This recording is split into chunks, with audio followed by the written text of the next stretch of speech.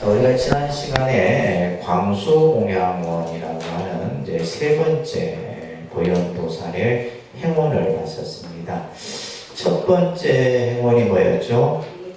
첫 번째 행원이 첫 번째가 칭찬여례원인가 그렇죠? 예경제불원입니다. 예경제불원.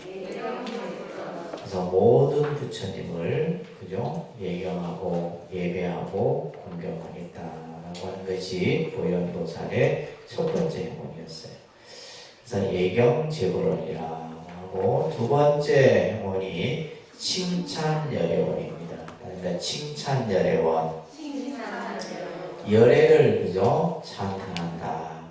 그래서 첫 번째 예경제불원. 그래서 모든 부처님이라는 것은 우리가 이제 알고 있는 부처님뿐만이 아니라 일체 중생도 전부 이 화엄사상에서는 전부 다 부처의 그 법주 안에 들어가는 거예요. 그래서 예경제불원, 두 번째가 칭찬예례원, 이제 세 번째가 이제 광수공양원입니다. 그러니까 광수공양원. 널리 공양을 그죠? 공양의 공덕을 다했다라는 세 번째 행원이 바로 이제 광수공양원인데 지난 시간에 이제 공양에 대해서 잠깐 좀 설명을 드렸어요, 그죠? 공양이라고 하는 것은 때로는 베푼다라고 하는 의미도 있고 내가 받는다라는 의미도 있어요. 그러니까 서로 이제 베풀기도 하는 것을 공양이라고도 하고 그죠? 내가 또 받는 것을 공양이라고도 하는 거예요.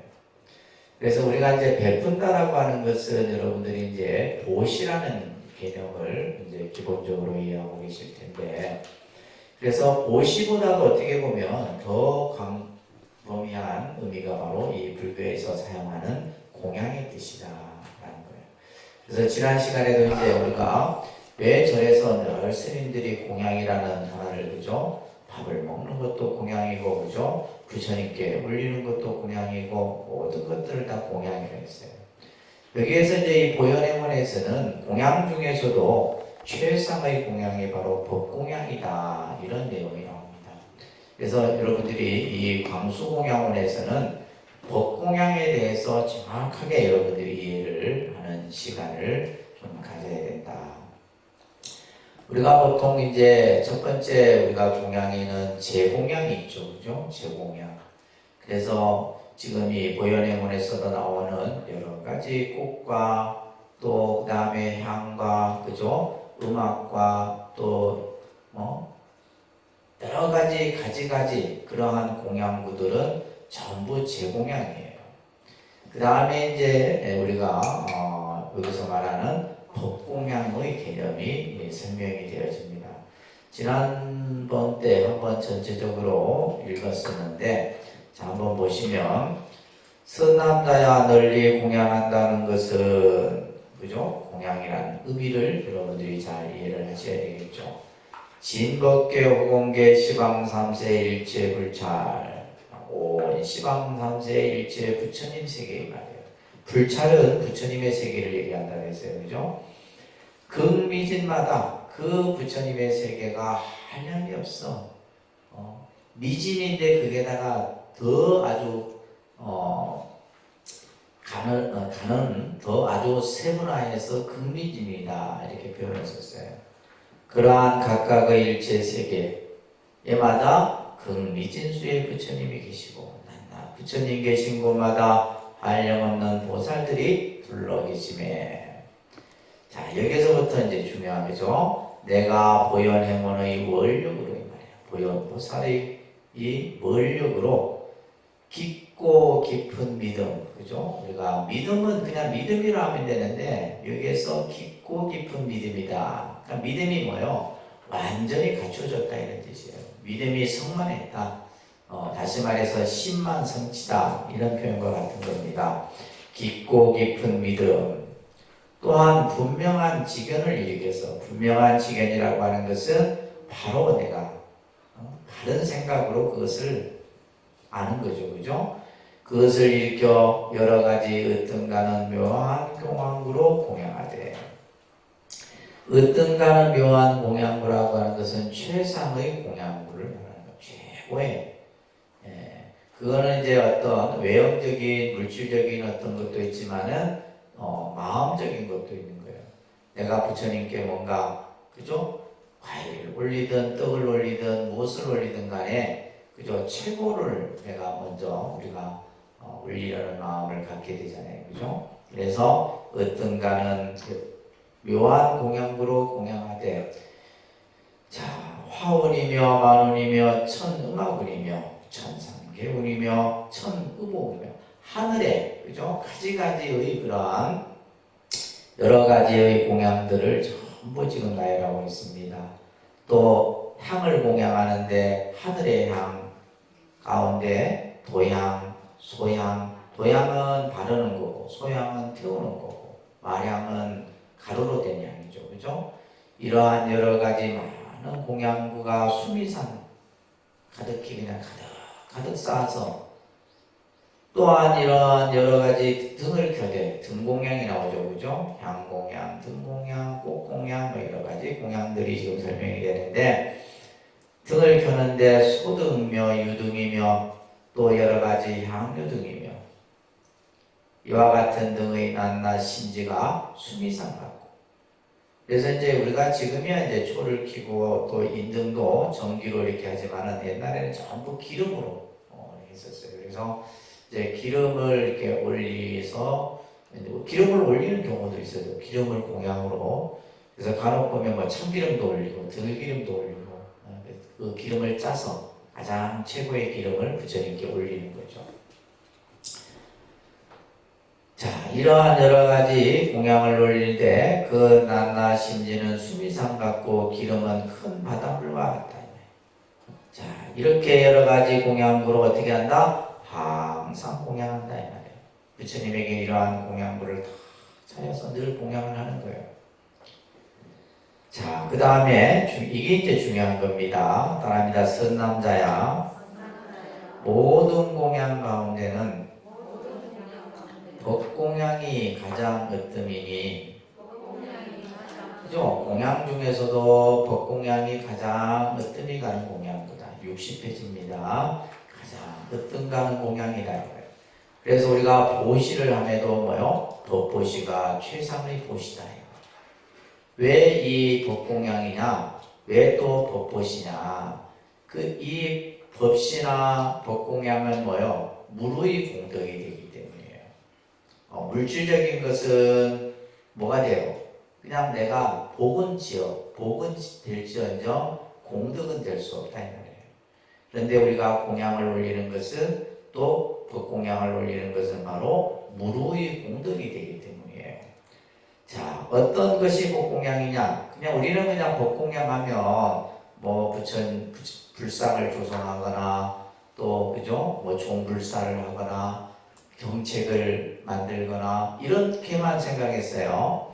근데 지금 이제 보현행원에서는 진짜 법공양의 가르침이 설해지는 거예요. 요 구절이 중요한 구절이에요. 따라합니다. 부처님 말씀대로 수행하는 공양이며 부처님 가르침대로 행하는 것 이게 바로 법공양이다 이 말이에요. 부처님이 경전에서 말씀하신 그 가르침대로 내가 수행하는 것이 공양이에요. 우리가 공양이다 보시다 하는 것이 무엇인가 보여지는 것을 뭔가 그죠? 올리고 하는 것만을 얘기하는 것이 아니다. 여러분들이 불자의 삶을 사는 것 이것이 바로 법공양이다 이 말이에요. 그래서 부처님 말씀대로 수행하는 공양이 바로 법공양이고 자, 그 다음에 두 번째 나와요. 중생을 이롭게 하는 공양이며 중생을 이롭게 하는 공양이며 이게 진짜 공양이에요. 중생을 이롭게 하는 공양. 우리가 살아가면서 여러분들은 내 이익은 내가 내 자신의 이익되게 하는 것은 여러분들은 잘해요. 근데 중생을 이익되게 하는 것은 못한다는 말이에요. 왜 그래요? 그거는 내가 좀 손해를 봐야 되거든. 내가 좀 손해를 봐야지 되는데 여러분들은 손해보는 것을 억울해한다. 근데 중생을 이익되게 하는 거예요. 다른 사람을 그죠? 이익되게 하는 것이 무슨 공양이다? 법공양이다. 다시 말해서 여러분들이 법당에 왔는데 사람들이 꽉 차서 자리가 없어. 그 자리를 양보하는 거, 이게 복공양입니다. 그 상대를 배려하고, 그죠? 양보하는 것, 이것이 바로 복공양이에요. 아시겠죠? 공양의 의미를 이렇게 정확하게 여러분들이 이해를 하셔야 됩니다. 따라합니다. 중생을 섭수하는 공양이며, 자, 중생을 섭수한다라는 것은 나로 향하게 하는 거예요.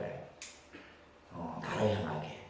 그러면 여러분들이 이제 인간관계에서, 그죠? 인간성이 좋아야지 사실 친구도 없는 거예요. 친구 없는 사람은 굉장히 이기적이고, 그죠? 자기중심적이고, 그런 이제 성격을 가진 거예요. 그러니까 이제 중생들이 원하는 대로 뭐 하는 거예요? 사람들이 원하는 대로, 제 도반 스님 중에 한 분이 그런 분이 계세요. 그래서 이제 흔히 말로, 일반적인 말로, 이 스님은 사람을 보면 무장기제를 시킨다. 뭐요? 그 사람이 하고자 하는 대로 다 받아주는 거예요. 근데 본인은 피곤하겠죠, 그죠? 저는 이게 안 돼요. 저는 개인적으로. 그러니까 왜냐면, 그냥 보통 사람들은 그냥 내가 하고 싶은 대로 하지, 상대의 입장에서 상대의 뜻을 받아주고, 그죠? 상대가 하고자 하는 대로 하고, 하는 경우는 참 힘들다, 이 말이에요. 근데 부처님께서는 뭐요? 중생을 섭수하는 공양, 이것이 바로 복공양이다, 이 말이에요. 상대의 말에 귀 기울여주고, 상대가 하고자 하는데 함께, 그죠? 따라주고. 그렇게 함으로써 뭐요? 나로 향하게 하는 거예요. 섭수라는 말은 받아들인다, 이 말이에요. 받아들인다. 그래서 중생이 원하는 것을 받아들여서 베푸는 것, 이것이 바로 섭수, 중생을 섭수하는 공양이다. 아이고, 점점 더 어려워진다, 그죠? 점점. 이게 복공양이에요. 진짜 복공양. 참 복공양이다, 이 말이에요.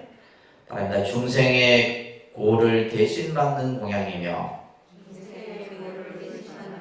이게 복공양이에요. 중생들의 고통, 중생들의 아픔을 내가 대신 받는 것. 이게 바로 복공양이다. 그래서 우리가 천수경에 보면 육향에 대한 얘기가 들어져 있잖아요. 그죠? 내가 지옥 세계에 가면 지옥이 소멸하고 중생의 고통 속에 내가 들어간다라는 거예요. 이게 진짜 복공양이다, 이런 얘기예요. 근데 이런 마음은 누구나 낼 수 없다, 이 말이에요. 그죠? 고통받는 곳에 내가 아기 세계에 가면 아기들이 배가 부르고, 그죠? 이런 우리가 이제 기도할 때도 기도문이 있듯이 바로 중생의 괴로움을 대신 받는 공양, 이것이 바로 복공양이다. 다음에 성근을 부지런히 닦는 공양이며, 성근이라는 말은 좋은 인연 공덕을 성근이라고 해요. 그죠? 그래서 우리가 살아가는데 성근 종자를 심는 것. 여러분들이 절에 와서 하는 모든 이런 신앙적인 행위들은 전부 뭐냐? 성근 종자를 심는 거예요. 씨앗을 심어야 될 거 아니에요. 씨앗을 심어야지만 거기에서 뿌리가 내리는 거예요. 그죠? 이것을 성근이라고 그래요. 성근. 우리가 이제 스님들이 설법할 때 많이 쓰는 말이죠. 착할 선자에다가 뭐다? 뿌리 근자를 써서 성근이라. 그래서 우리가 이제 인연도 성근 인연이고, 또 이제 공덕도 성근 공덕이고, 이런 이제 용어들을 그냥 다 이렇게 두루두루 쓰는 겁니다. 그래서 좋은 인연 공덕을, 그죠? 좋은 인연의 씨앗을 심고 그것을 가꾸는 거죠. 그래서 왜 이 뿌리 근자를 썼냐 하면 이게 튼튼해야 되는 거예요. 이게 튼튼하게 뿌리를 내리게 되면 여러분들이 살아가는데 좀 덜 힘들다는 거예요. 세상을 살면서 좀 덜 힘들게 살아가는 것은 뭐가 있기 때문에요? 성근 인연이 있기 때문이에요. 그러니까 인연이라는 말도 붙이고 종자라는 말도 붙이고, 그죠? 공덕이라는 말도 붙이는 거예요. 이 성근이라는 말 속에. 아셨죠? 네. 그래서 우리가 여러분들이 절에 와서 하는 작은 것, 뭐 청소를 하든 공양을 올리든 불기를 닦든 하는 것, 이거 전부 성근 종자의 그 인연을 심는 행위인 것이에요. 그래서 여기서 지금 부지런히 성근을 부지런히 닦는 공양이다. 이게 법공양이에요. 법공양. 그다음에 보살업을 버리지 않는 공양이며, 그죠? 늘 보살행을 닦는 거, 이게 바로 법공양이다. 그죠? 육바라밀을 닦는 거, 이게 바로 법공양의 모습이고, 따릅니다. 보리심을 여의지 않는 공양이니라. 그죠? 내가 보리심, 그죠? 바로 지혜의 마음, 이 마음을 여의지 않는, 이 마음을 항상 가지는 것, 이것 또한 뭐다? 법공양이다. 그래서 이 보현의 몸품에서 지금 이 설명하는 법공양이 가장 설명이 가장 잘 된 법공양의 뜻이에요. 그래서 여러분 꼭 기억을 하시고, 그래서 왜 부처님께서 공양 중에 공양이 바로 법공양이냐, 이런 공양이에요. 근데 우리는 공양하면 중생들은 뭐예요? 물질적인 것만 생각하잖아요. 그래서 이제 처음 우리가 이제 기본 교리 공부를 할 때는 법공양은 뭐요? 경전을 그죠? 올리고 경전을 쓰고 이것만 생각했는데, 이 화엄경에 와서는 이러한 법공양의 개념을 좀 더 큰 의미로서 설명을 하고 있는 겁니다. 선남자야 앞에서 말한 많은 공양으로 얻은 공덕을 1년 동안 닦은 법공양의 공덕에 비하면 100분의 1도 되지 못합니다. 그러니까 우리가 이제 앞에서 여러 가지 그죠? 물질적인 공양으로 이 베풀어도 이 1년 한 생각 속에 내가 잠깐 행한 그 법공양의 공덕에는 어떤 형태로든 미치지 못한다 이 말이에요.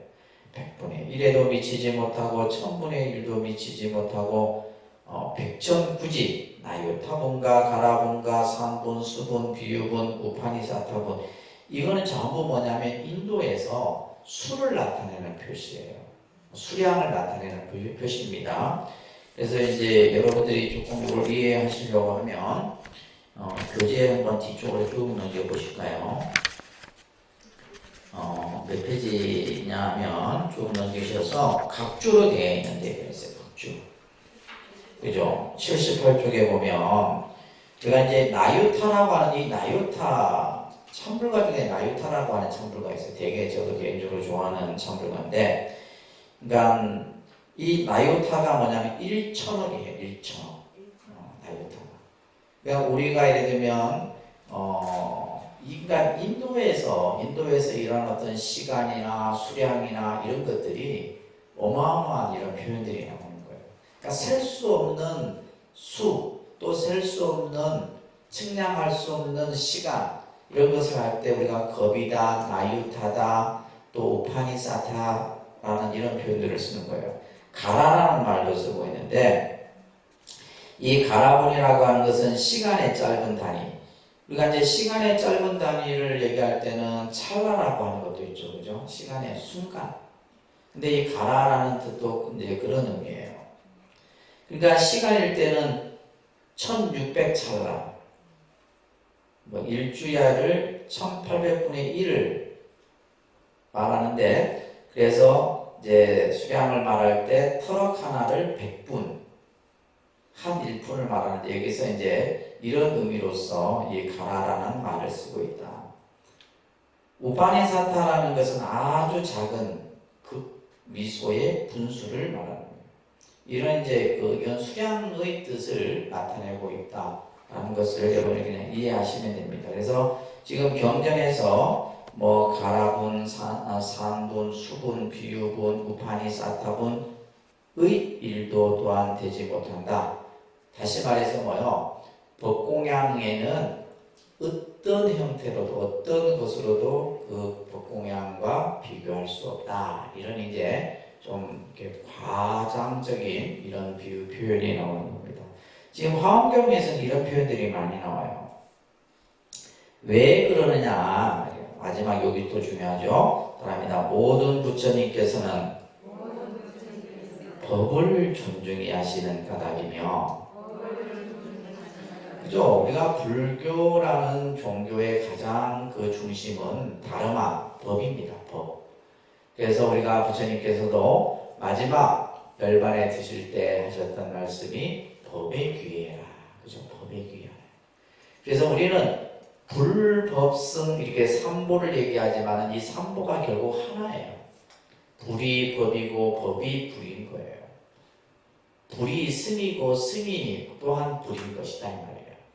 이 불법성을 따로따로 우리가 얘기하지만은 이것은 전부 하나의 의미다. 그래서 이제 불교에서 가장 중요하게 여기는 것이 바로 뭐다? 법, 그죠? 다르마라고 하는 이것을 가장 으뜸으로 여기기 때문이다 이 말이에요. 자, 그래서 부처님께서 법을 존중히 하는 까닭에 법공양이 최상의 공양이다 이런 뜻입니다. 아셨죠? 그래서 말씀대로 행하면 많은 부처님께서 출생하시는 까닭이며, 그래서 부처님이 뭐로부터 출생이냐? 의법 출생이다. 법을 의지해서 부처님이 이 세상에 오신 거예요. 법을 의지해서 이 세상에 오신 거예요. 우리 중생은 음력에 따라서 나고 죽고 하는 이 인연의 과보를 받죠. 그죠? 그러나 부처님은 의법 출생, 법을 의지해서 이 세상에 오셨다. 그래서 여기서 말하는 의미가 바로 그런 까닭이에요. 부처님이 출생하시는 까닭이며 이 말이에요. 의법 출생이라는 말을 써볼까요?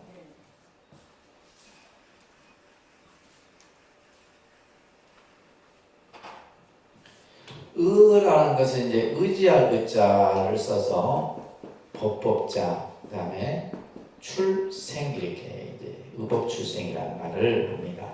법을 의지해서 그죠? 이 세상에 오신 것이다. 그래서 불교라는 종교, 불교는 모든 중심, 가장 기준은 뭐예요? 그 법이다 이런 얘기예요. 법.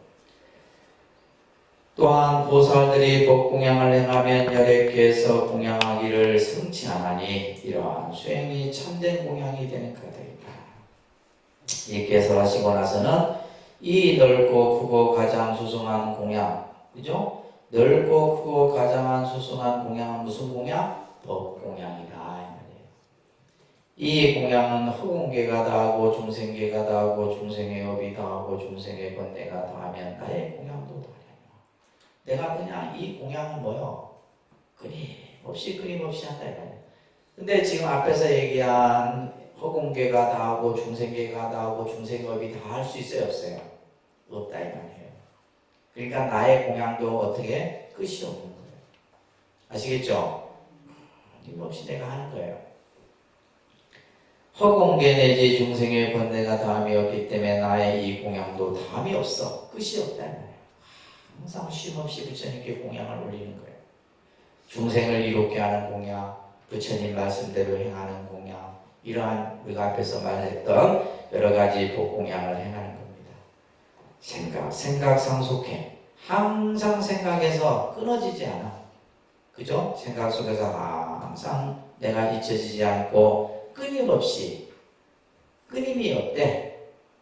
뭔가 말과 뜻으로 짓는 일에 있어서, 그죠? 신구의 삼업을 통해서 우리가 이 공양을 하는 데 있어 그것을 함에 있어서 지치거나 싫어하는 생각이 없게 합니다.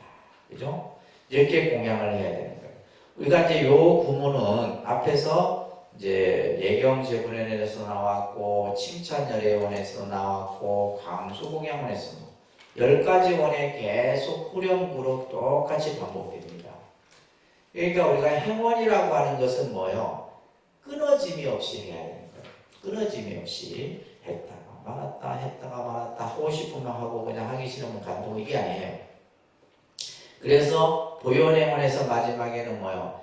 이 신구의 삼업, 그죠? 몸과 말과 뜻으로 짓는 일에 있어서 지치거나, 그죠? 우리가 때로는 하다 보면 힘드니까 중생은 그만두려 한다 이 말이에요.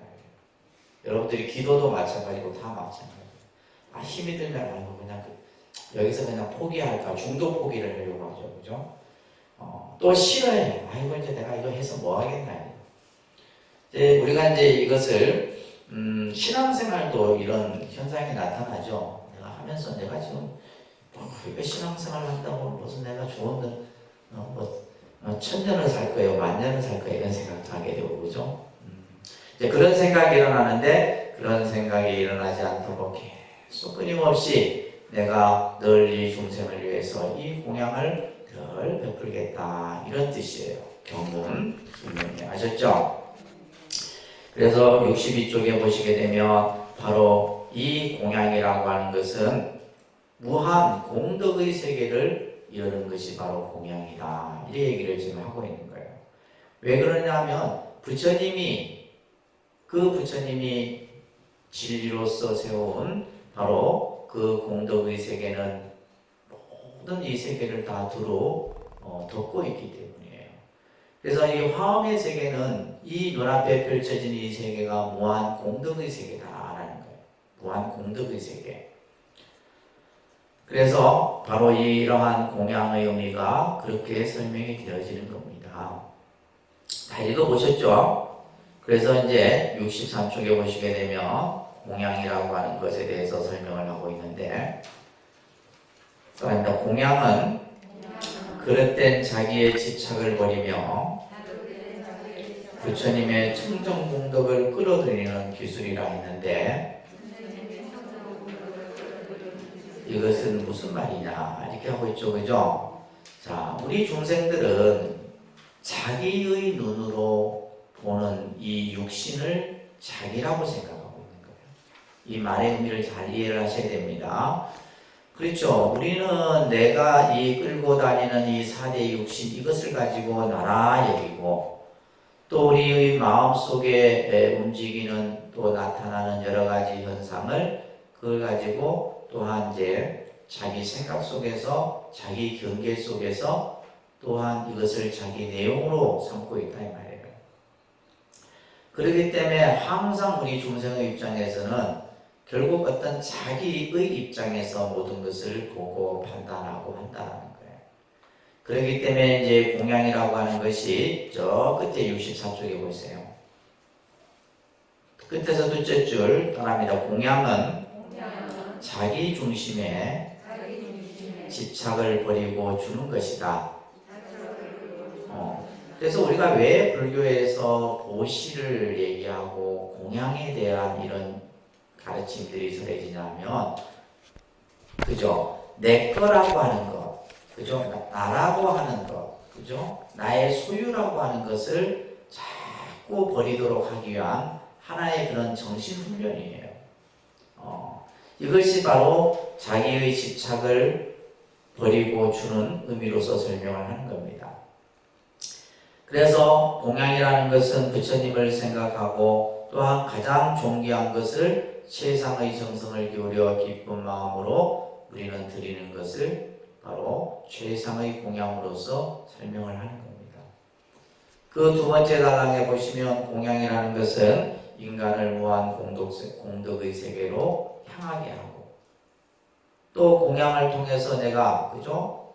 그래서 여러분들이 한번 그래서 자꾸 이러한 공양의 마음을 일으키게 되면 내 마음이, 내 업장이 가벼워진다는 거예요.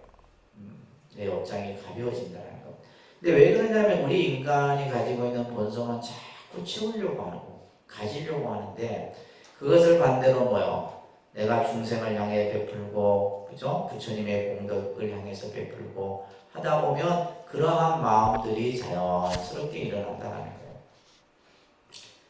그래서 그 중간에 보시면 세 번째 단락에 보게 되면 공양은 어떤 마음으로 해야 되냐? 무심이어야 하고 무조건이어야 하고 무주상이어야 최상의 공양이 된다. 그래서 우리가 이제 무주상 보시다, 무주상 공양이다 이런 말들을 하는 거예요. 어떠한 조건이나 예를 들면 내가 생각으로 우리가 말하는 생각으로 어떤 척도를 재거나 이렇게 해서는 안 된다. 그냥 내 마음에서 일어나는 대로, 그죠? 그래서 그것은 결국 여러분들이 부처님의 공덕을 생각했을 때 나타나는 거예요. 이 공양이라는 것은 주는 것이지만은 때로는 뭐예요? 이 반대적인 의미로는 내가 받는 거예요. 그래서 공양은 두 가지 의미가 있다는 거죠. 주는 거와 동시에 뭐다? 내가 받는 거예요. 그래서 이제 우리가 흔히 사회적으로도 기부를 하는 사람들이 흔히 하는 말이에요. 내가 기부를 했는데 사실은 내가 받는 게 더 많았다. 그러니까 우리가 예를 들면 내가 가진 것을 누구에게 나눠주었을 때 반대 뭐예요? 나에게 내가 스스로 받는 것이 더 많은 거죠. 그런 의미입니다. 그래서 공양은 주는 것과 동시에 받는 것이다. 그래서 이 개념을 통해서 여러분들이 공양의 의미를 잘 해야 합니다. 그래서 66페이지 보시게 되면 이제 공양하는 방법에 대해서, 그죠? 공양하는 방법에 대해서 설명을 하고 있는데, 그래서 우리는 뭐 이게 이제 여러 가지 말들을 하고 있지만 어떻게 공양을 하느냐, 그죠? 정성을 가지고 하는 거예요. 가장 중요한 것은 어떤 마음으로 정성을 가지고 하는 거예요. 그리고 차별 없는 마음으로 해야 되는 거예요. 여러분들이 꼭 부처님에게 하는 공양이 아니라 내 이웃에게 하는 공양도 마찬가지예요. 그래서 차별 없는 공양, 그죠? 아까 우리가 뭐 이제 무주상이라는 이런 표현도 있었지만은 제일 중요한 것은 정성이다.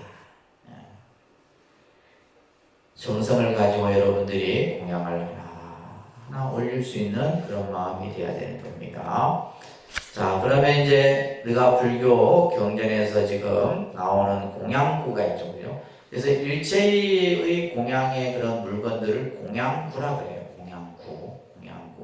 뭐 향꽃, 뭐 여러 가지 육복 공양 이런 것들 다 이제 이런 것들이 지금 이제 나타나고 있죠. 68쪽에 보시게 되면 공양은 깊은 정성의 표현이다. 그렇죠. 여러분들이 예를 들면 우리는 이제 현대사회에서는 이렇게 선물을 주고받잖아요. 그렇죠. 여러분들 선물 주고받죠. 선물을 주고받을 때 그 선물을 받았을 때 이 주는 사람이 얼마만큼 정성을 들였는가 안 하는가 너무 딱 느끼시죠? 그래 똑같은 거예요. 이 사람이 뭐 사실은 어떻게 보면 어떨 때는 너무 과대 포장이 되어 있어서 처음에 받았을 때는 기분이 좋다가 계속 뜯다 보니까 뭐야 나중에 아무것도 아니고요. 근데 사실은 뭐냐면 그런 어떤 것보다도 우리가 이제 여러분들이 부처님 전에 올리는 것도 그래서 사실은 이제 우리가 뭐 제일 때 과일을 올리고 뭐 떡을 올리고 꽃을 올리고 그래서 이게 이제 예를 들면 허투루게 하면 안 되는 거죠. 그래서 공양을 올리는 분들이 과일 하나하나를 닦고 할 때 그것 자체가 뭐예요? 다 정성이 들어가요. 근데 여러분들은 그걸 정성스러운 마음으로 하기보다는 일이라 생각하세요. 왜냐하면 자꾸 반복적으로 하니까. 근데 이제 그런 생각이 들수록 그죠? 내가 다시 처음의 마음으로 돌아가서 부처님이 하나 그런 것들이 이제 우리가 내가 예를 들면 법당에 탁자를 한번 닦아도 어떤 마음으로 정성스러운 마음으로 일이라 생각하고 막 이렇게 닦으면 그건 일인 거예요. 그런 생각을 꼭 하셔야 돼요. 아시겠죠? 그래서 공양이라고 하는 것은 내 정성의 표현이다 이 말이에요. 정성의 표현인 거예요. 자, 그런 개념들을 하면서 69쪽에 그래서 공양, 법공양에 대해서 우리가 아까 이제 본문에서 다 공부했던 내용이에요.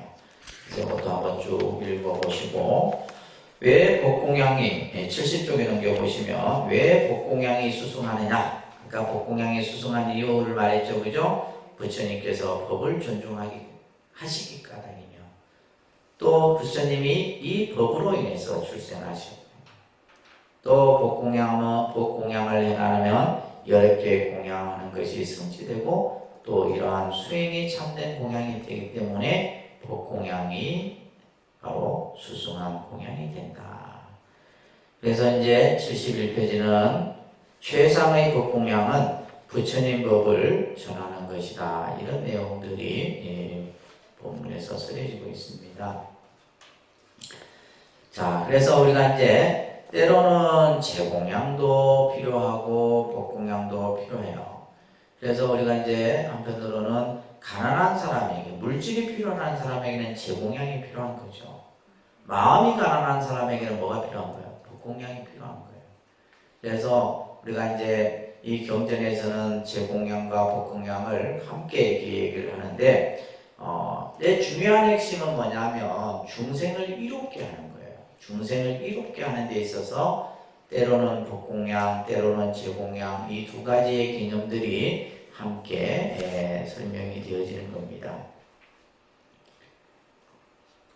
자, 73페이지 끝에서 셋째 줄에 보시게 되면 자, 중생을 이익되게 한다. 그죠? 중생을 이익되게 한다는 것은 그러니까 중생을 이익되게 한다는 것은 자, 우리가 이제 보살이라고 하는 것은 항상 중생의 이익을 생각하는 것이 보살이에요. 그래서 우리가 이제 보살의 정신에서 보면 자리이타라는 말이 있죠. 그죠? 자리이타. 자리는 내가 스스로 내 수행을 닦는 것이고 이타는 뭐예요? 중생을 이익되게 하는 거예요. 그래서 대승불교의 정신은 바로 이 중생을 이익되게 하는 그러한 정신이 대승불교에서 중요하게 언급이 되는 겁니다. 자, 이 중생을 이익되게 한다는 것은 뭐냐? 첫째는 그러니까 자성을 밝히고 청정행을 하도록 돕고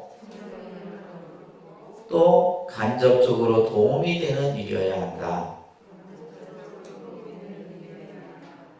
그래서 중생을 이익되게 하는 것은 우리의 마음, 그죠? 마음의 근본 자성을 항상 밝혀야 되고 그러면서 모든 어떤 행위에 있어서 청정행위 나타나도록 해야 되고 그리고 때로는 그 중생에게 이익되는 도움이 되는 일이 바로 중생을 이익되게 하는 것이다. 이런 설명들이 나오고 있죠. 그죠? 그 다음에 74쪽에 보시게 되면 어떻게 공양을 해야 되느냐 어떻게 공양을 해야 되느냐 바로 내 앞에 그죠? 내 앞에 부처님이 현현하신 것과 같이 그러한 마음으로 우리가 공양을 해야 돼요. 중생에게 공양을 하더라도 부처님에게 공양하듯이 하고 그죠? 또 부처님에게 공양할 때는 부처님이 내 앞에 계신 것과 같이 공양을 하라는 거예요. 그죠?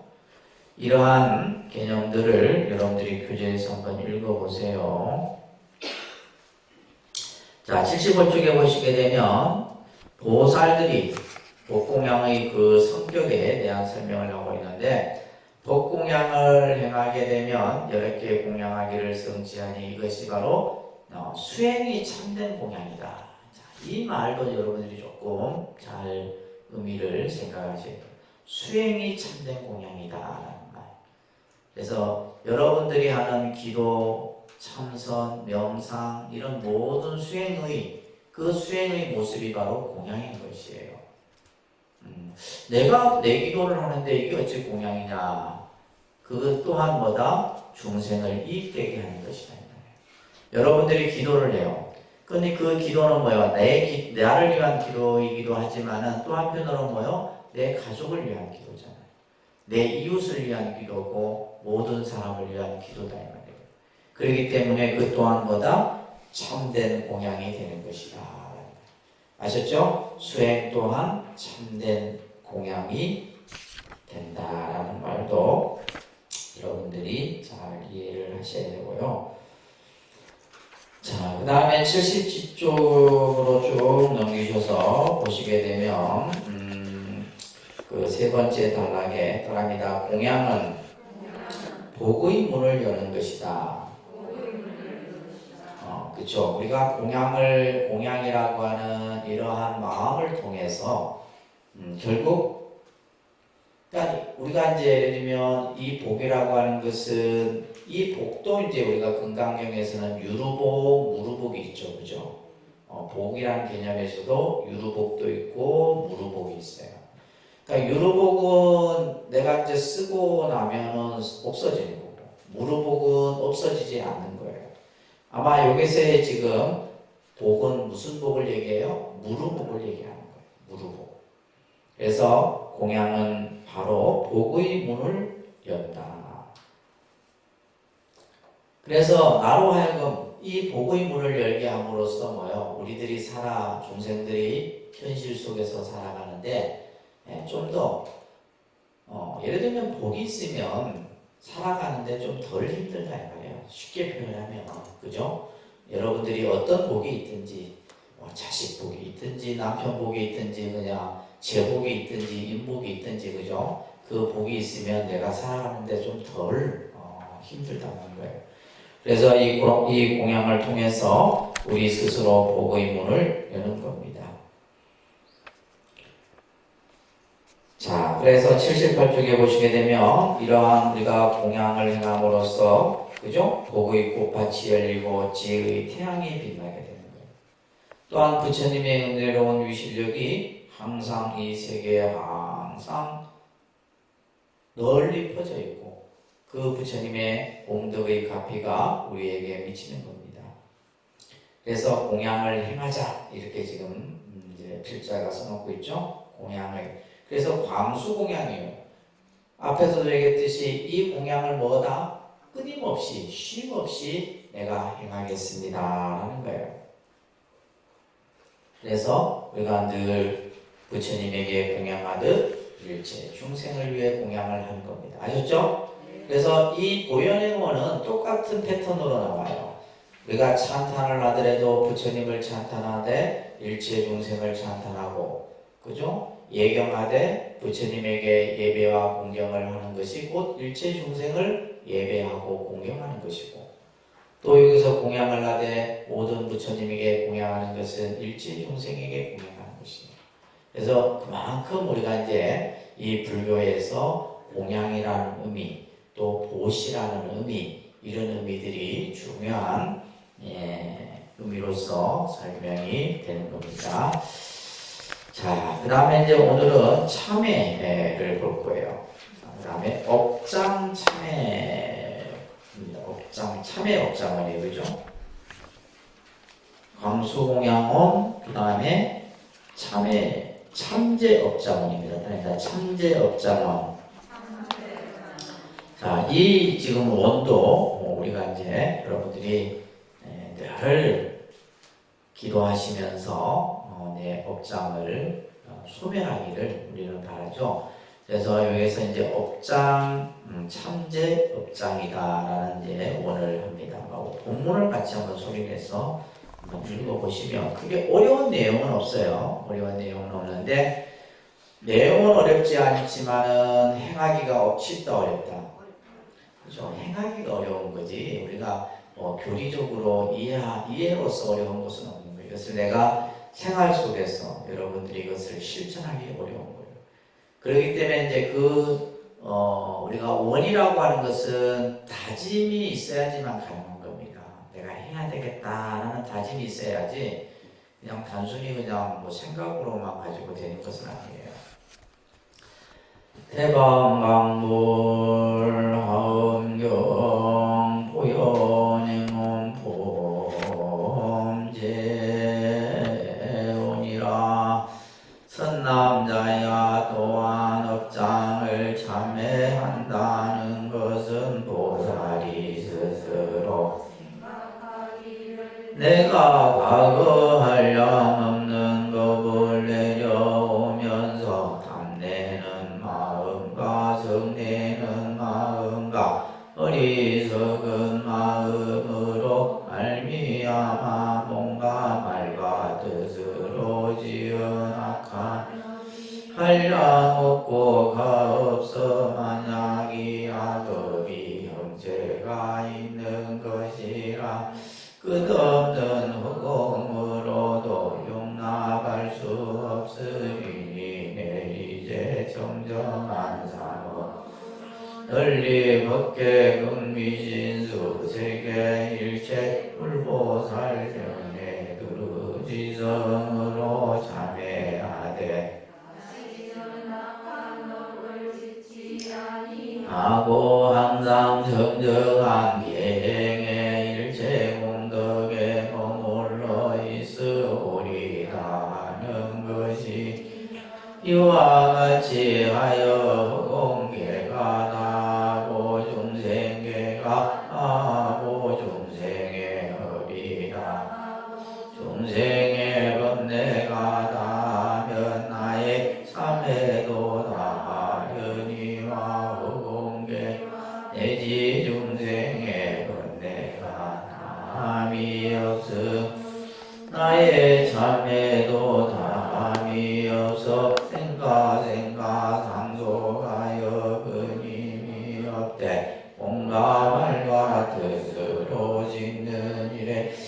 미치거나 싫어하는 생각이 없느니라.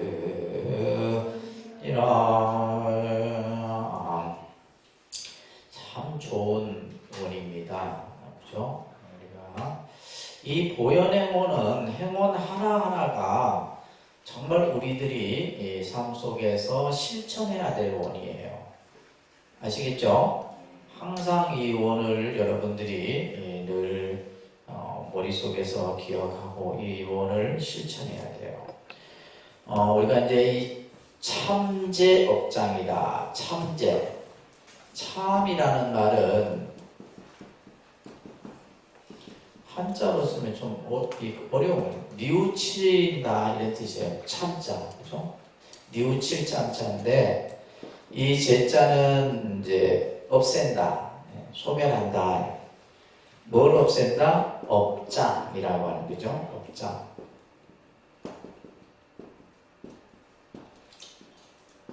자, 이 업장이라고 하는 것을 여러분들이 이제 먼저 조금 이해를 하셔야 되는데, 결국 이 업이라는 것은 여러분들 이제 배웠죠. 이것은 뭐냐면 행위입니다. 행위. 우리가 하는 일체의 행위를 뭐란다? 까르마, 업이다라고 얘기를 하는 거예요. 업. 그래서 이 업은 우리가 기본적으로 신구의 3업을 기본적으로 얘기하죠. 그죠? 몸으로, 입으로, 생각으로 하는 이 세 가지 업을 얘기를 하는데, 근데 이 업이 이제 선업도 있고 악업도 있어요. 그죠? 좋은 행위를 하면 선업이 되는 거고, 착한 행위를 하면 선업이고, 악한 행위를 하면 악업이 되는 거예요. 그러니까 이제 또 이제 교리적으로는 무기업도 있어요. 선도 악도 아닌 무기업도 있는데, 선업은 사실 문제가 안 되죠. 왜냐하면 선업은 결국 뭐예요? 좋은 결과를 만들어내기 때문에 여러분들이 이 선업으로 인해서 곤란을 당하는 경우는 없다는 거예요. 중생들이. 근데 여기에서 이 업이 업장이라고 했을 땐 결국 뭐예요? 악업을 얘기하는 겁니다. 그죠? 악한 행위로서 근데 이 업은 뭐냐면 업이 가지고 있는 이 특성은 뭐냐면 쌓인다는 거예요. 쌓이는 거예요. 그래서 예를 들면 우리가 이제 착한 일도 쌓이는 거고 나쁜 일도 쌓이는 거죠. 자꾸 이제 예를 들면 반복을 하듯이 우리가 행위가 똑같은 행위가 반복이 됩니다. 그래서 예를 들면 이제 우리가 뭐 욕을 잘하는 그러니까 나쁜 말을 하는 사람은 자꾸 나쁜 말을 반복해. 그것이 계속 쌓이는 거예요. 그것이 쌓이다 보면 결국 뭐가 되는 거예요? 어떠한 이 업의 까르마라고 하는 것이 이 장이라고 하는 것은 장애라는 뜻이에요. 그래서 업장이라는 것은 업의 장애라는 뜻이에요. 다시 말해서 내가 행했던 악한 업의 그 파장이 내 살아가는 내 삶에 있어서 뭔가 자꾸 장애의 요소를 만들어버리는 거예요. 그러니까 이렇게 되면 우리가 이제 말 그대로 뭐요? 살아가는 것이 평탄하지 못하고 그죠? 힘들어지는 거예요. 근데 문제는 이 업이 현세의 업만 또 얘기하는 게 아니에요. 현재 여러분들이 그러니까 우리가 보면 지금 현재 착하게 사는 사람들 보면 왜 이 사람들이 가난하고 힘들게 살고 그죠? 막 이렇게 현세의 업만 갖고 얘기하는 것이 아니다. 우리는 뭐요? 과거 다급 생내로부터 그죠? 나고 죽고 하면서 지었던 그 업의 무게들이 그대로 고스란히 금생에 여러분들이 또 받는 거예요. 근데 또 이제 현재 이 인간 몸을 받아놓고도 또 뭐예요? 이 업을 또 우리는 하는 거죠. 행위 자체가 업이기 때문에 이러한 업을 뭐 한다는 거예요? 참제한다. 참회해서 없앤다 이 말이에요. 그래서 우리가 이제 요게 회자를 붙이면 참회라는 말을 씁니다. 그러니까 참회. 우리가 이제 참회 기독교 서양 종교에서는 회개를 해야 되죠. 회개. 근데 이제 그 참회 불교에서의 참회는 우리가 부처님에게 부처님 앞에서 내가 부처님께 참회를 한다 이런 개념으로도 설명할 수 있지만 이 참회의 의미는 뭐냐면 내가 한 행위를 내 스스로 그 죄를 드러내서 내 스스로 그 잘못을 그래서 여기서 이제 참이라고 하는 의미 속에는 잘못을 뭐 하는 거예요? 첫 번째, 인정하는 거예요. 이게 중요합니다. 잘못을 인정해. 내가 잘못했습니다. 근데 우리는 이제 잘못을 인정하기보다는 뭘 해요? 그냥 이유를 대고, 그죠? 그 잘못을 회피하려고 하고, 그런다는 거예요. 변명을 한다든지, 그죠? 그래서 중요한 것은 참회는 뭐다? 잘못을 뭐 하는 것이다? 인정하고, 그 다음에 회는 것은 뭐요? 내가 다시는 그 잘못을 반복하지 않겠다. 잘못을 내가 다시는 반복하지 않겠다라고 하는 스스로의 뭐요? 다짐이에요. 이것이 불교의 의미에서 이제 그냥 쉽게 간단하게 설명드릴 수 있는 참회의 뜻입니다. 아셨죠? 그래서 참자는 뭐다? 내 잘못을 인정을 하고 그 잘못을 반복하지 않겠다라고 뭘 하고? 다짐을 하는 거예요. 스스로 다짐. 그죠? 다짐하는 거. 이 두 가지 의미예요. 자, 그런데 아까도 얘기했듯이 내 스스로 내가 이것을 인정하고 내가 스스로 다짐을 하는 거죠. 반면에 우리가 근데 예를 들면 이제 기독교에서 말하는 이 회개의 의미는 누구에게 내 죄를 고하죠, 그죠? 그래서 그들은 고해성사라고 하는 의식이 있어요. 근데 불교에는 고해성사가 아니라 내가 그냥 내 자신이 스스로 내가 내 자신에게 참여를 하는 거예요. 그래서 이제 고해성사를 통해서 내 죄를 이제 신에게 고하면 신이 내 죄를 뭐해요? 사하여 주는 거예요. 이런 개념이 회개 개념이에요. 신이 그러니까 예를 들면 뭐 살생을 하든 도둑질을 하든 신에게 내가 회개를 하면 그 죄를 사하여 주는 개념이 이제 회개적 개념인데, 그러니까 우리가 이제 이 두 종교가 가지고 있는 어떤 그죠 행위에 대한 잘못을 판단하는 기준이 어떤 것이 더 합리적이냐 하면 불교의 참회의 개념이 더 합리적이죠. 예를 들면 신이 뭐 용서하는지 안 하는지 뭐 어떻게 알아요? 근데 우리는 그랬잖아요. 어떤 행위를 잘못하면 그 대가를 받아야 안 받아요? 잘못한 행위에 대한 대가는 받습니다. 그죠? 그 업의 쉽게 그걸 우리가 이제 흔히 말하는 업의 과보를 받는다 이 말이에요. 그죠? 불교는 업의 과보를 받습니다. 업의 과보를 받는데 내가 참회라는 행위를 통해서 이 업의 과보가 조금씩 뭐 해야 돼요? 참제할 때 소재가 되는 거예요. 그렇다고 해서 예를 들면 다 받는 게 아니잖아요. 다 없어지는 게 아니에요. 그래서 예를 들면 이제 여러분들이 쉽게 얘기하면 어떤 사람이 잘못을 저질렀는데 그 잘못을 저질러서 중요한 것은 판사가 판결을 내릴 때 여러 가지 조건들이 있는데 제일 중요한 게 뭐예요? 잘못을 인정하고 뉘우치는 거예요. 그 죄를 지은 이제 지은 사람이 자기가 한 행위에 대해서 잘못을 인정하고 잘못을 뉘우치면 뭐요? 죄를 조금 감형시켜 줍니다. 그렇잖아요. 인간사회에서는 우리가 이제 예를 들면 사법부의 입장에서는 판사가 죄를 판결하는데, 근데 예를 들면 막 자기 죄를 우기고, 그죠? 막 그냥 변명을 하고 회피를 하게 되면 어떻게 돼요? 괘씸죄가 더 추가돼서 더 이제 기존의 어떤 보통의 어떤 형량보다도 더 높은 형량을 때려버려요. 왜? 뭘 하지 않았기 때문에, 그죠? 잘못을 인정하지 않고 잘못을 뉘우치지 않았기 때문이에요. 그래서 이제 불교에서의 참회의 개념은 자 이거예요. 내가 사람을 죽였는데 사람을 죽이고 나서 우리가 이제 그런 행위를 할 때는 여러 가지 상황이 고려됩니다. 그래서 예를 들면 이것이 우발적이냐 또 계획적이냐 여기에 따라서 죄의 경중이 또 달라져요. 그죠? 그러니까 예를 들면 내가 무심코 그래서 이제 나중에 나오면 알고 지은 죄가 무서우냐 모르고 지은 죄가 무서우냐. 여러분 어떤 죄가 무서울 것 같아요? 알고 지은 죄? 모르고 지은 죄.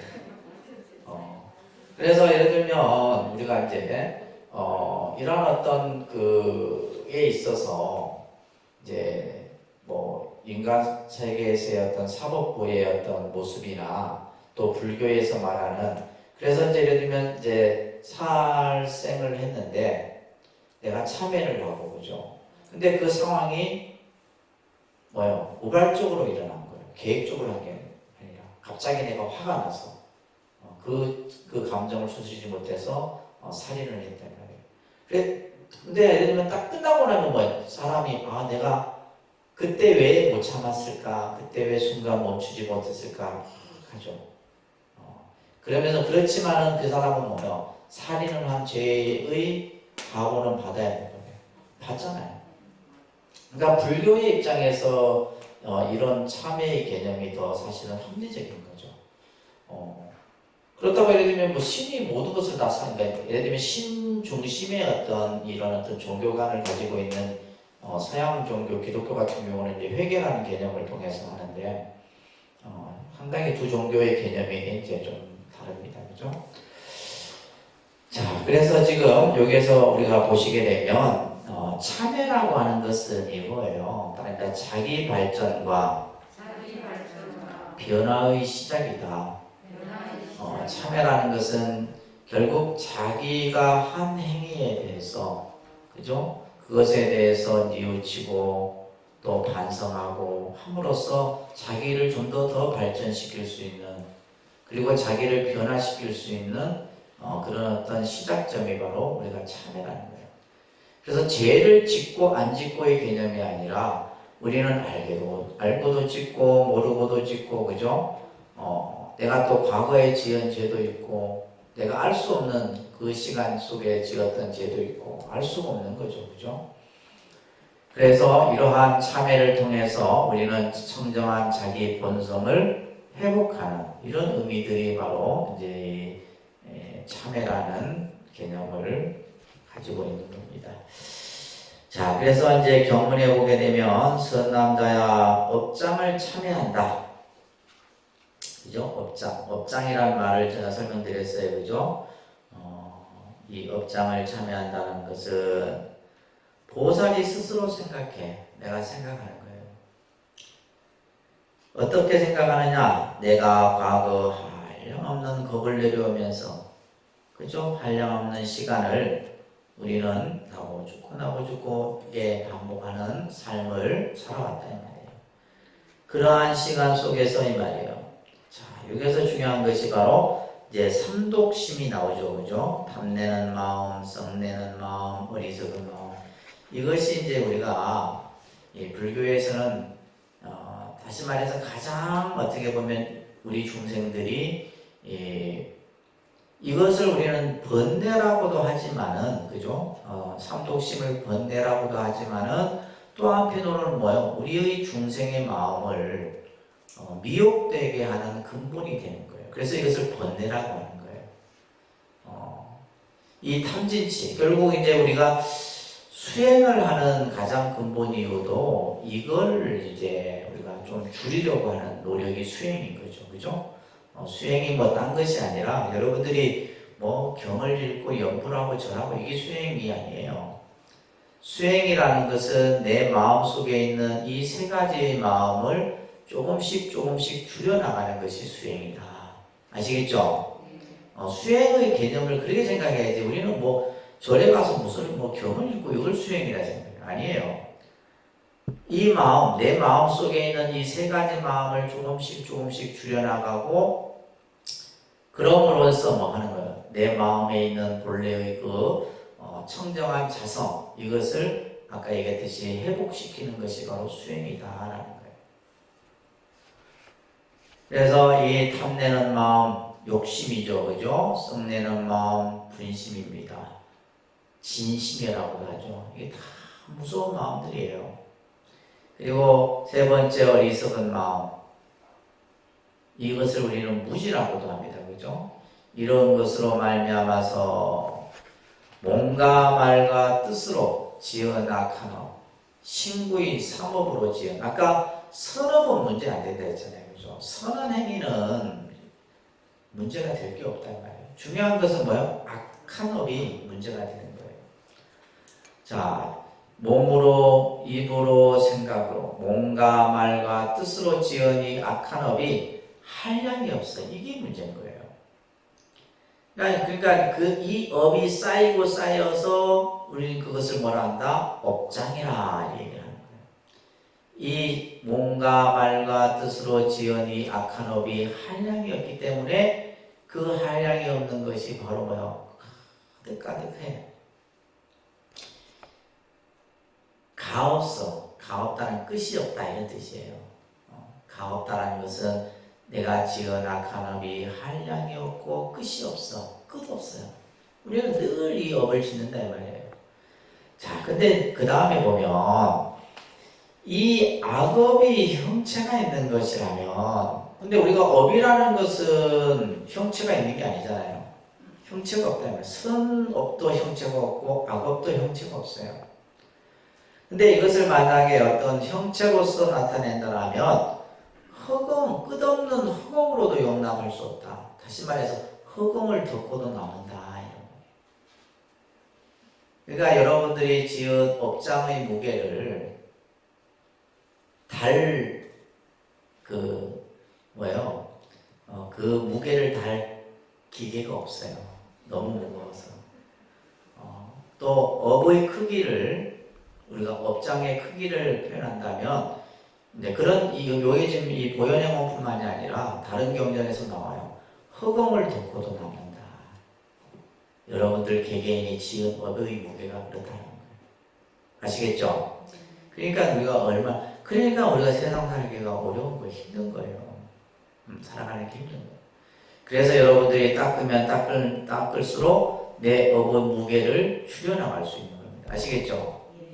업의 무게를 줄여나가는 거예요. 자꾸 닦음으로써 수행을 함으로써 그래서 이 악업이 형체가 있는 것이라면 끝없는 허공으로도 용납할 수 없다 이제. 자, 이제 청정한 삼업으로, 그죠? 청정한 삼업으로 널리 법계 극미진수 세계 일체 불보살입자에 우주 법계 이 한량없는, 그죠? 헤아릴 수 없는 많은 일체 보살림전에 두루 지성으로 참여합니다. 여러분들 신행집 가장 우리가 이제 참회 기도를 할 때 여러분들이 천수경에 있는 참회 기도문이 가장 기본적인 참회 기도 할 때의 형식이에요. 신행집 갖고 계시죠? 지금 천수경에 우리가 이제 왜 천수경이 좋은 또 우리가 기도문이냐면 바로 이 참회의 의식이 담겨 있어요. 신행집 63쪽에 보시게 되면 참회 개송이 있잖아요. 아석소조제악업, 그죠? 지난 세월 제가 지은 모든 악업은 해적부터 탐진치로 말미암아서 온갖 망할과 생각으로 지었사오니 제가 이제 모든 지역 참회합니다. 이 참회예요. 그래서 우리가 이제 기도할 때 항상 참회의 그 마음을 늘 하는 겁니다. 그러니까 천수경을 한번 읽을 때마다 여러분들이 독송할 때마다 내 업장 소멸을 자꾸 조금씩 시키는 거예요. 그래서 12보살의 명호를 우리가 불렀죠. 그죠? 천수경 공부도 하셨잖아요. 그래서 12보살은 뭐예요? 여러분들이 지은 10가지 악업들을 이 명호를 한번 부를 때마다 소멸이 돼요. 그러니까 우리가 이제 부처님의 명호를 부른다는 것은 내 업장을 소멸하는 의미도 같이 가지고 있는 겁니다. 그래서 불보살의 명호를 한번 부를 때마다 여기에 내용 보면 축생의 업을 소멸하고 또 살생의 업을 소멸하고, 그죠? 여러 가지 우리의 그러한 죄업들을 12보살들이 전부 소멸시켜준다. 그리고 나서 이제 시박참회라는 거죠. 이게 이제 이 10가지. 그래서 이제 3업이, 그죠? 10선업으로도 나타나기도 하고 10악업으로 나타나는데, 그래서 10가지 악업. 살생, 투도, 사음은 이것은 이제 몸으로, 그죠? 하는 행인 거죠. 나쁜 행인 거고, 망어, 기어, 양설, 악구는 뭐요? 입으로 하는 악한 행위인 거고, 탐진치는 뜻으로 하는 악한 업이에요. 그래서 총에서 10가지의 악한 업이 나옵니다. 자, 이 업을, 자, 백겁절제부터 해서 보면 오랜 세월 쌓인 적 한 생각이 없어진다. 그러니까 우리가 이제 이 저업이 한량이 없지만은 여러분들이 그 1년 가운데 내 저업이 다 소멸이 되는 거예요. 그래서 여러분들이 이제 수계할 때 따끔한 그 연비의식이 바로 뭐요? 여러분들이 업장을 소멸하는 의식인 거예요. 따끔한 그 순간에 여러분들이 과거로부터 지은 업이 싹 다 없어져. 근데 딱 하고 나서 그 다음에 또 없지잖아요. 그러니까 수계를 1년에 한 번씩 꼭 하셔야 돼요. 그래서 수계를 할 때 그 연비의 따끔한 그 순간이 정말 내가 지었던 내 업의 소멸을 부처님께, 그래서 우리가 이제 이 참회를 하고 이제 연비를 하는 거잖아요. 참회를 하고 연비를 하는 거거든요. 그래서 한 생각에 다 없어져. 이것은 마치 마른 풀이 타버리듯 나 사라진다 이 말이에요. 그 다음에 그 이제 재무자성 종신기 요 구절은 뭐냐면 참회의 뜻을 가장 잘 설명하는 개송이죠, 그죠? 죄라고 하는 것은 자성이 본래 없어. 죄의 실체가 본래 없다 이 말이에요. 우리가 죄를 왜 지어요? 마음을 일으킴으로써 죄를 짓는 거예요. 마음에 의해서 내가 악한 업을 짓는, 선한 업을 짓기도 하고 악한 업을 짓기도 하는 거예요. 그래서 죄라고 하는 것은 실체 자성이 없어. 마음 따라 일어나니 그 마음이 없어지면 죄 또한 없어지는 것이다. 그래서 죄도 없어지고 마음도 없어져. 이것이 다 공해져 버리면 이것을 진실로 참회라 한다. 그래서 우리가 이제 요까지 참회 진언까지가 그죠? 참회 기도 의식이에요. 그래서 항상 여러분들이 기도할 때마다 이 참회 의식을 꼭 하는 거예요. 우리가 수계할 때도 하고 하는 겁니다. 아셨죠? 자, 그래서 그렇지만 우리는 업을 지어요. 가도 모르게 짓고 알고도 짓고 그죠? 그래서 업을 하나하나 선업을 짓는 일들을 우리가 해야 됩니다. 여기